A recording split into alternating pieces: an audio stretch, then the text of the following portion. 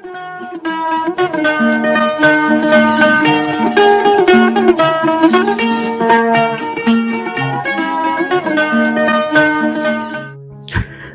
आदाब, hello friends. आपके साथ में फराज हूं और चैनल फिल्मी फराज है।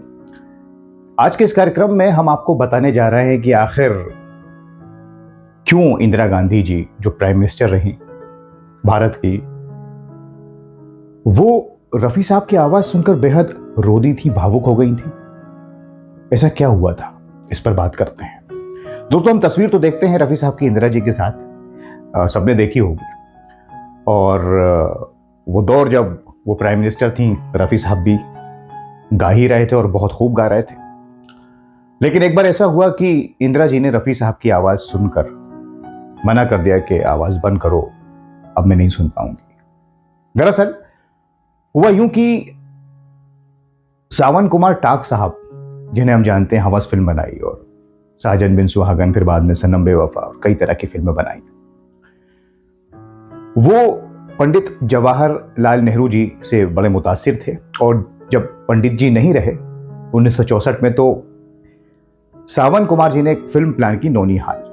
जी हाँ, बलराज साहनी साहब, संजीव कुमार, मास्टर बबलू।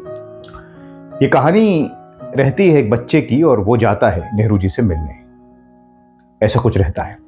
तो उसमें यह तय किया गया कि इसमें गाना भी रखें। अब नेहरू जी नहीं रहे थे तो कैफी आजमी साहब ने गीत लिखा, मेरी आवाज सुनो, और मदन मोहन साहब का संगीत। हकीकत फिल्म भी याद आ रही है, कैफी साहब के गीत और मदन मोहन साहब का संगीत और रफी साहब की आवाज। अब जब राज मार्ब्रोस जो डायरेक्टर थे नौनिहाल के, और सावन कुमार जी, इन्होंने तय किया कि अब एक गीत भी तैयार करें खासतौर से नेहरू जी के लिए, तो कैफी साहब ने लिखा और मदन मोहन जी का संगीत। और फिर गाना किसको था, तो नो डाउट रफी साहब का नाम सामने आया। और रफी साहब ने क्या खूब गाया ये हम जानते हैं, डूब के रो के पूरा देश रो दिया। अब साहब ये फिल्म बनी, तैयार हुई, चली, ये गीत तो खैर चलना ही था। अब सावन कुमार जी और फिल्म के डायरेक्टर को यह सूझा कि इस फिल्म को टैक्स फ्री करा दिया जाए। तो यह तय हुआ कि सरकार को लिखा जाए खत और टैक्स फ्री कराते हैं। लेकिन फिर सरकार को लिखें, टैक्स फ्री हो ना हो, यह सोचा गया कि डायरेक्ट इंदिरा जी से मिलते हैं। भाई, उनके फादर के ऊपर तो यह फिल्म है, वो जरूर टैक्स फ्री करेंगी और हमारा साथ देंगे। लेकिन इंदिरा जी से मिलना तो दोस्तों आसान नहीं था, और सावन कुमार नए डायरेक्टर प्रोड्यूसर थे उस जमाने में। लिहाजा नौनिहाल फिल्म आपने अगर देखी हो तो इसमें हरिंद्र नाथ चट्टोपाध्याय जी हैं, जो सरोजनी नायडू जी के छोटे भाई हैं और खुद राइटर थे, कवि थे। और फिल्मों में भी तेरे घर के सामने में आपने देखा होगा, बावर्ची फिल्म में जो बुजुर्ग का किरदार किया है वो वही है, हरिंद्र नाथ जी। उनके अच्छे ताल्लुकात थे इंदिरा जी से, सरोजनी नायडू जी की वजह से, और उनको पढ़ती भी थी इंदिरा जी, यहां तक कि नेहरू जी भी पढ़ते थे।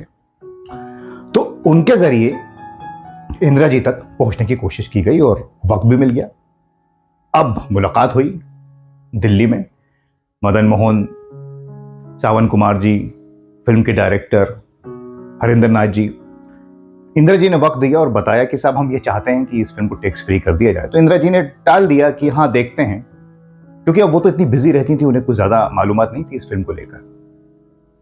तो ये कहा गया सावन कुमार जी ने कि फिल्म को देख लीजिए आप, शायद आप समझ रही हो कि केवल कौन सी फिल्म है, ये तो नेहरू जी के ऊपर फिल्म है।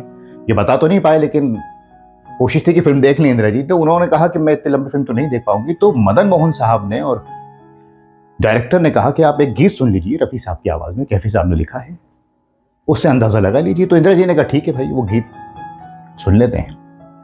अब साहब वो गीत रफी साहब का प्ले किया गया, और जब वो गीत बजना शुरू हुआ, मेरी आवाज सुनो, मैंने एक फूल जो सीने पे लगा रखा है, हाय हाय हाय, जो मार्मिक आवाज में रफी साहब ने छेड़ा है उस गीत को, पूरी जिंदगी उतारी एक तरह से कैफी साहब ने। और मदन मोहन साहब का संगीत, आवाज सुनो, प्यार का मुझे नफरत से है ये चंदन की चिता, मेरे एक फूल जो सीने पे सजा रखा। रब है ना पसंद